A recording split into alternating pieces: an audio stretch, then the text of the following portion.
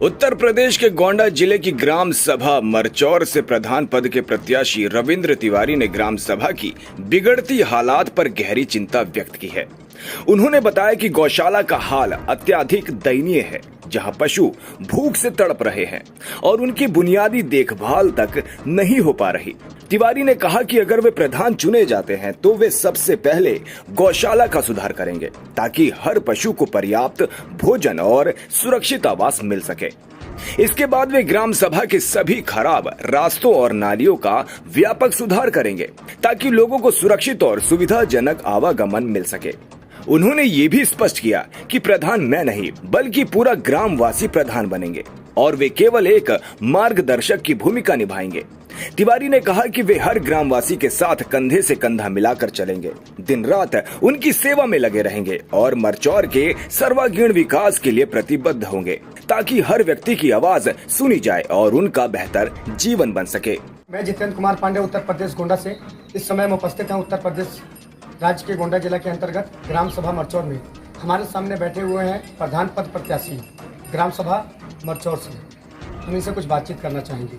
जी, स्वागत है आपका हमारे चैनल। धन्यवाद। पहले आप अपना इंट्रो दीजिए, अपना नाम बताइए। रविंद्र तिवारी, ग्राम सभा मरचौर, विकास खंड पर जिला गोंडा। किस मकसद से आप चुनाव लड़ना चाहते हैं प्रधानी का? चुनाव हमारे यहाँ जनता लड़ रही है। जी, चुनाव में जैसे जो प्रधान हुए ऐसा कर्म किए जी, कि जो है कोई दरवाजे जाता है उसको गाली के भगाते हैं। जी, कोई जो है खाने का मामला है या तस्वीर का मामला है, जी, उसमें जो है लोगों को परेशान करते हैं, कोई सुनवाई नहीं होती है। उनके दरवाजे जाते हैं, वो गाली देके भगाना चाहते हैं। जी, इसलिए हम उनके साथ थे चुनाव में सब कुछ, लेकिन उसके जब इन चुनाव हो गए, प्रधान हो गए, उनसे जनता से मतलब नहीं रहे। जी, मतलब जितना भी पीड़ित जनता आते हैं, कोई भी आस लेकर उनके प्रधान के दरवाजे जाते हैं, उनका कोई कार्य नहीं होता है। तो प्रधान का जो है दरवाजे का चक्कर काट काट के परेशान हो जा रहे हैं, तब वो जाके किसी और का सहारा लेते हैं। जी, अच्छा, मैं एक सवाल और आपसे करना चाहूँगा कि आपका क्या रोल है जनता के बीच में? आप जनता के साथ क्या करते हैं? जनता को ये पीढ़ी दर पीढ़ी हम सेवा करते आ रहे हैं। मेरे बाप दादा कर रहे थे, मैं भी उसी में लगा हूँ। जी, लेकिन जो हमारे लायक सहायता है वो मैं समझ के रहता हूँ, उनके साथ उनके कंधे में कंधा मिला के खड़ा रहता हूँ। जी, जो हमारे लायक है वो काम मैं करता हूँ। जी, ये हमारे तिवारी जी ने जो कहा है कि हमारी पीढ़ी दर पीढ़ी जनता का सेवा करती आई है और हम भी यदि अगर जनता ने हमें मौका दिया तो हम भी ऐसे कुछ काम करके जाएंगे, ऐसे कुछ कार्य करके जाएंगे कि जनता को कभी निराश होकर हमारे दरवाजे से नहीं लौटना पड़ेगा। अच्छा, एक सवाल और है तिवारी जी, यदि अगर आप प्रधान हो गए तो सबसे पहला कौन सा कार्य करेंगे आपके ग्राम सभा में जो कार्य बाकी पड़ा हुआ है, जो आपके नज़र में है? सबसे पहले हमारे यहाँ जो गौशाला है, सरकार ने गौशाला का इंतजाम किया है, उसका खाने का इंतजाम करती है, पूरी व्यवस्था रहती है।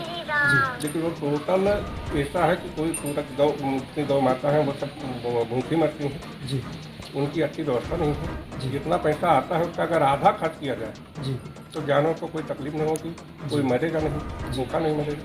जी, और सबसे बड़ा सवाल यही है जी, गौशाला का। जी, और दूसरा सवाल ये है कि जैसे कॉलोनी इंदिरा आवास आता है, जी, उसमें 20,000 30,000 जैसे दाव लगता है वो ले लेते हैं। जी, जब नाम चढ़वाना हुआ तब 10,000 वो लिए। जब दे रहे हैं तो 20,000 30,000 जैसे इनका, यही हमारा इनका विवाद का कारण बना है, चुनाव लड़ने का कारण। जी। तिवारी जी का कहना है कि जो भी यहाँ पे कार्य हो रहा है, सरकार की तरफ से जो भी बजट आता है और जनता को देने के लिए जो बजट आता है, जैसे कॉलोनी जो आवास हो गया, प्रधानमंत्री द्वारा जो आवास आता है, उस आवास को लोगों को देने के लिए लोगों से 20,000 रुपये लिया जाता है और फिर भी लास्ट में ये होता है कि नाम किसी दूसरे का था, कॉलोनी किसी और के पास पहुंच जाता है। अच्छा, इससे पहले आप अपने ग्राम सभा में क्या कार्य करना चाहेंगे? नाली को लेकर, साफ सुथरा को लेकर क्या करेंगे? अगर जनता हमको मौका देती है, जी, हमको प्रधान बनाती है, जी, तो ऐसा कार्य करेंगे कि जनता को चक्कर नहीं लगाना पड़ेगा। दोबारा चुनाव चिन्ह नहीं पहचान उठेंगे कि जो है हम चुनाव चिन्ह क्या है तिवारी जी। चलिए, धन्यवाद तिवारी जी। आपने जो बात अपनी हमारे चैनल के माध्यम से जनता के पास रखा है, ये तिवारी जी का कहना है कि यदि अगर मैं प्रधान हो गया तो दोबारा किसी भी ग्राम वासियों को, ग्राम सभा के जितने भी नागरिक हैं उनको हमारा चुनाव बताने की ज़रूरत नहीं है। वो खुद पूछेंगे कि भैया का क्या चुनाव चिन्ह है, और कुछ कार्य हम अपने काशकार में ऐसे करके जाएंगे कि लोगों का एक यादगार मिसाल बनते रह जाएगा।